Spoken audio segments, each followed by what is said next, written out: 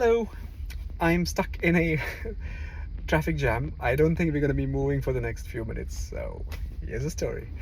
Now, this one was triggered by a conversation that I was having with a friend over dinner.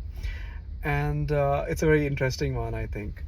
So, the story is about a Zen monk who was very renowned, very revered, even.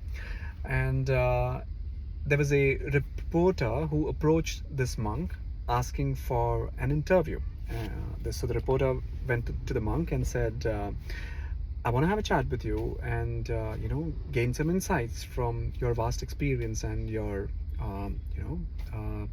implementation of the Zen practices that you follow." The monk agreed, and the reporter set up a date and time, and they met up over a cup of tea, I believe. And the reporter started off with his very first question. So he asked the monk, "Can you tell me about your most insightful learning from your practice of the Zen principles, and what is it that you do significantly different from everyone else, so that people can try and imbibe that in their lives?" So the monk looked at the reporter and said, "I eat when I feel hungry, and I sleep when I feel sleepy." Um, so the reporter heard that and said, "Okay, that's nice." And he basically um, made a note of it and said, "Okay, that's nice, that's brilliant. What else do you do? What is it apart from this that you do?"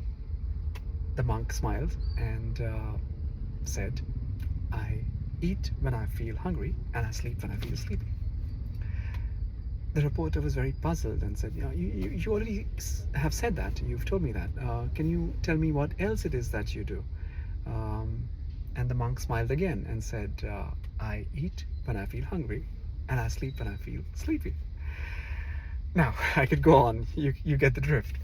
The thing about the story that I love is how subtly and yet how succinctly it encompasses everything that you really need to do, with life, and how poorly we implement this in our lives. Everything that we do, most things that we do, are so much dependent on the clock. We eat when it's time to eat. We do a certain thing when it's time to do that thing. Think about this. When was the last time you did something because you had a gut feel, and your subconscious wanted you to do it? Your body wanted you to do it. Uh, when was it that you did something literally as simple as eating and drinking and sleeping and any other activity, unless the clock demanded it or the situation, culturally and by conditioning, demanded it? When was the last time you did it because you just wanted to do it?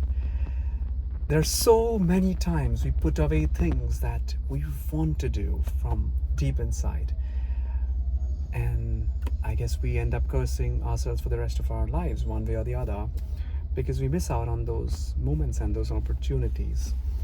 So I think the learning from this story is really quite simple. We in fact talked about something about the Buddha, as to how he thought about right and wrong. Whatever you do with awareness is right, and whatever you do without awareness is probably wrong.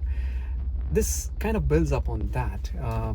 If you do things based on your intuition and your gut feel, it's very likely going to lead you to do things that are more fulfilling and appropriate in more ways than one. That's pretty much it. I don't think there's a whole lot more explanation that this needs.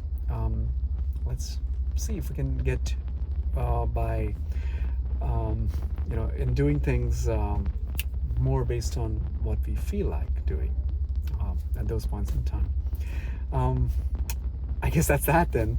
I am still stuck in the jam. I'm going to be here for a while now, but I appreciate the time that I've got with you guys, and thank you for listening in. Really appreciate you guys staying tuned and being subscribed, or however you are getting these updates. Thank you for being with me, and I look forward to seeing you in the next one. Have a good one, folks.